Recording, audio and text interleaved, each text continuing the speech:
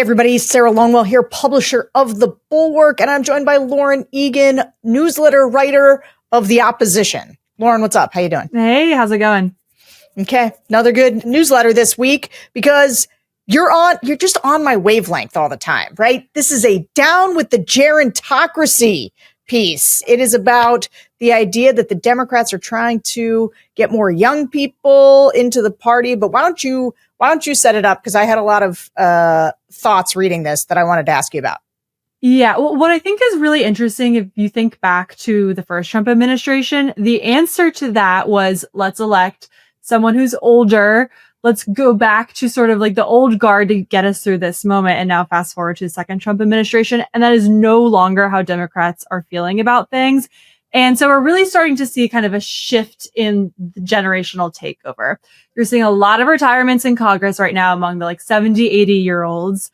And you're seeing a lot of people that are in their 40s or early 50s or maybe even their 30s kind of stepping up to the plate now, whether that's being elected by their colleagues to a leadership position on Capitol Hill, whether that's in Democratic primaries for some of these seats that members are retiring from. So I think that this is a big moment. Like, it's a big shift in how Democrats are thinking about this. What do you think's driving the shift? Why do you think they've suddenly been like, we need to age this down just a bit, guys? I think a few things. One, you really can't underestimate the Biden factor in all of this. Like, I think Democrats really have some trauma from everything that happened in 2024. So there's a sense of like, we can't do that again. There are real risks when you just kind of let someone stay in office for forever and forever. And then the other part of it is 3 members have died in Congress so far this year, 3 Democratic members. And that's a big deal. They're all in the House. And, you know, Republicans had a pretty narrow margin to begin with. And those 3 members, they passed away in the spring. It just got a little bit easier for Republicans to get their agenda through Capitol Hill. So I think that was a real wake-up call on the Hill. Folks were kind of like, okay, you know, we really need to be honest with ourselves about what this means when you stay in office beyond when you should probably be there. It's not just, you know, it's great that, you know, you feel the calling to serve, that you like doing the job, et cetera, et cetera. But like, let's be practical about this. We are all going to die one day. And that, unfortunately, if you are a member of Congress, can have impacts and ramifications for every single person in this country. Yeah, look, I mean, it's not crazy or actually, it's not unusual for there to be sort of like claw marks on the floor out of Senate offices, the presidency, you know, these jobs, people seem to want to stay in them forever. But, you know, there's a couple other things that you mentioned in your piece that sort of, I think, give Democrats real pause now about some of the age-related issues. And one of them was the death of RBG. I remember when that happened. It was like during the pandemic, I think. It was definitely right before the election. And so Donald Trump in September, like right a month out from an election, gets to nominate another Supreme Court justice because she passed away. And Democrats have been begging her not to do this in a way that I think behind the scenes, a lot of Democrats had hoped Joe Biden wouldn't run again.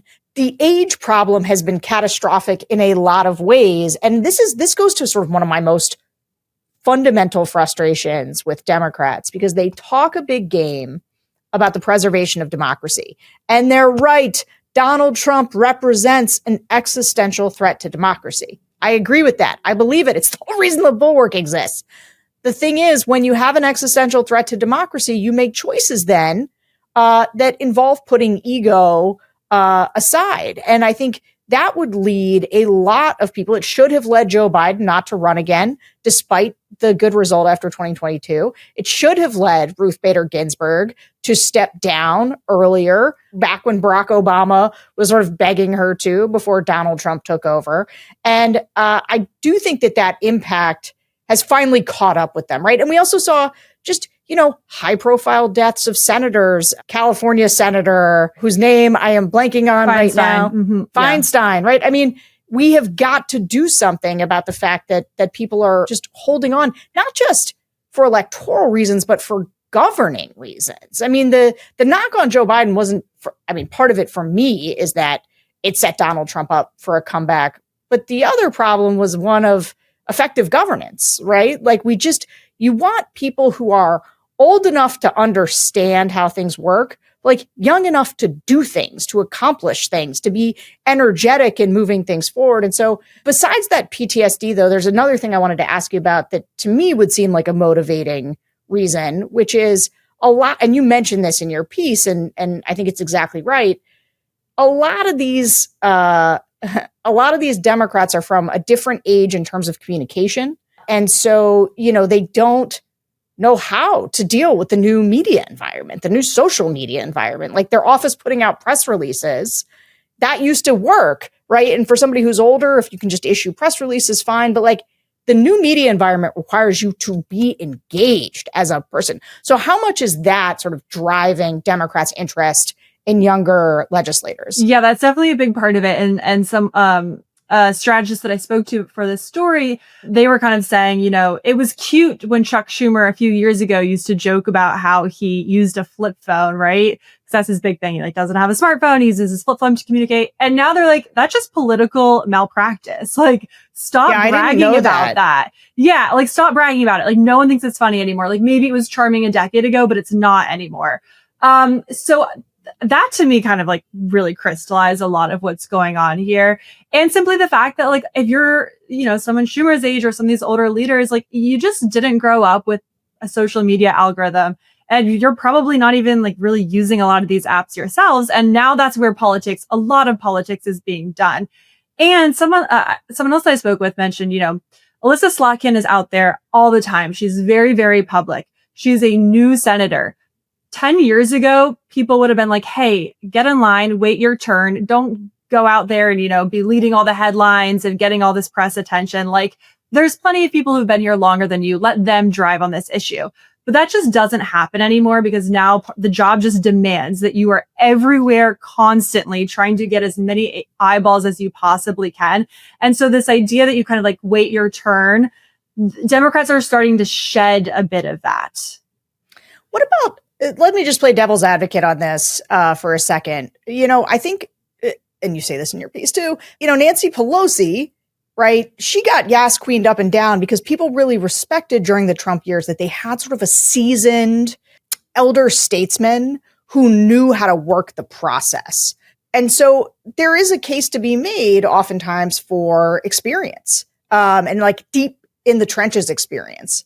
And so, but I gotta say, Hakeem Jeffries has been nowhere near as effective in opposing Trump as Nancy Pelosi was. So how are they thinking about balancing some of their best operators and people who know how to fundraise and things like that, that bring that experience? How do they balance that with wanting to get this new generation kind of plugged in and pushing things forward? I don't think anyone is sort of advocating that just because someone hits a certain age that they should be ousted. And I'm advocating that. I think there should be a 75-year-old age limit is what I believe there should be. Aside from like the, maybe kind of like the David Hoggs in the Democratic Party, and even he was like, I'm not going after a Pelosi.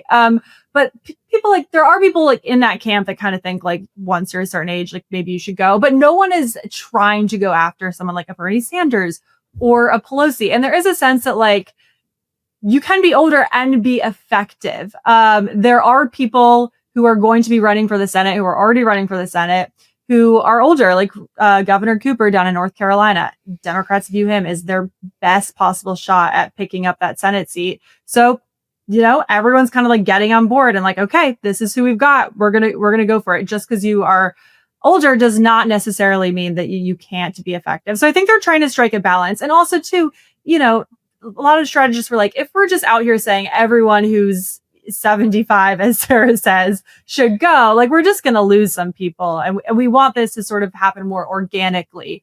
Not like we're have like knives out for people and then lose some people sort of in the process.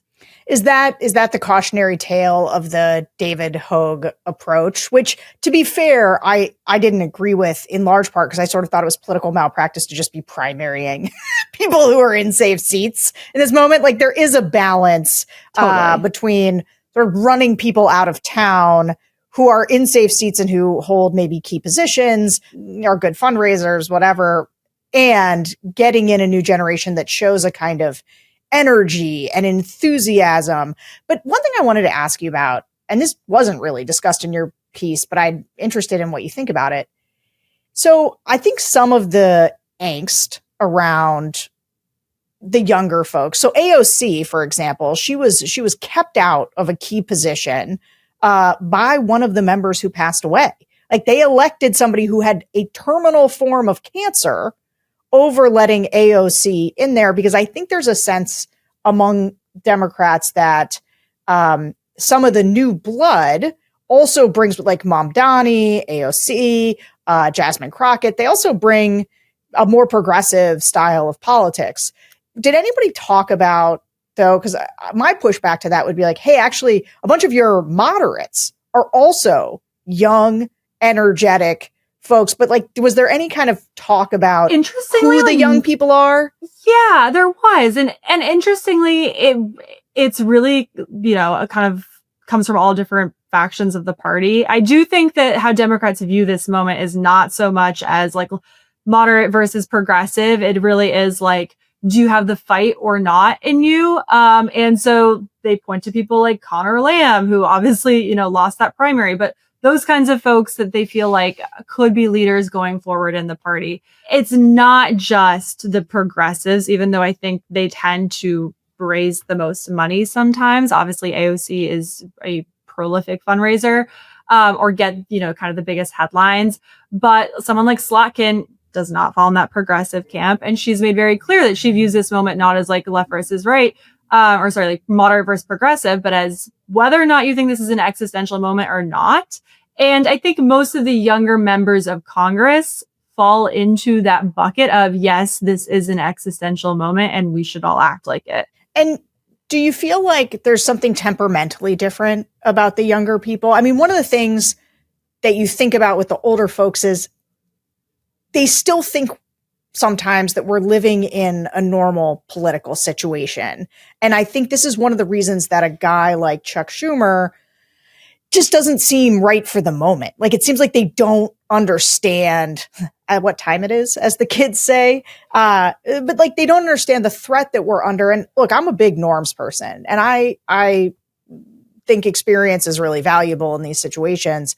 I do think that when you have such a shift in what the moment demands of our politics, that believing that Republicans are going to still operate in a way that you were used to them operating in good faith for the last, 40 years, that does not prepare you to deal with Nancy Mace and with Marjorie Taylor Greene and with Donald Trump and just sort of the new right-wing media ecosystem. I mean, my biggest issue with the gerontocracy is that I just think there's too many people who live in the past and think that the Republicans, what they tell them behind the scenes or whatever, that's the truth, or that they can trust them, or what. Like, it's just an old way of thinking about the moment.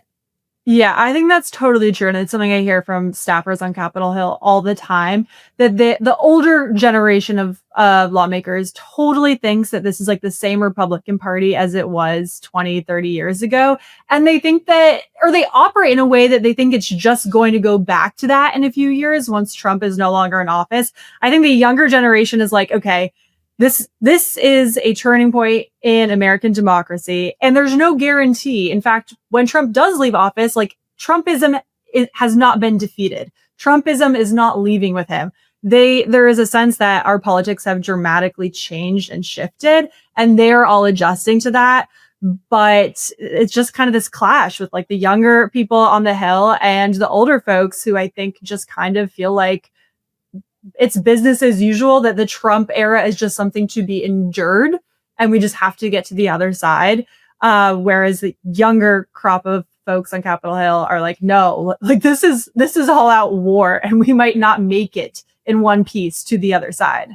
Yeah, it's a new moment that requires new thinking and a new level of I think being bold and being able to communicate. And so I thought it was, and I guess I was really struck by the idea that you think it's happening organically, because I did watch the David Hogue thing and think this isn't the right way to do this, but it's sort of the right point on some level. Like, it's the right and there was a lot of reasons why, he had a PAC while he was still institutional and he was at the DNC.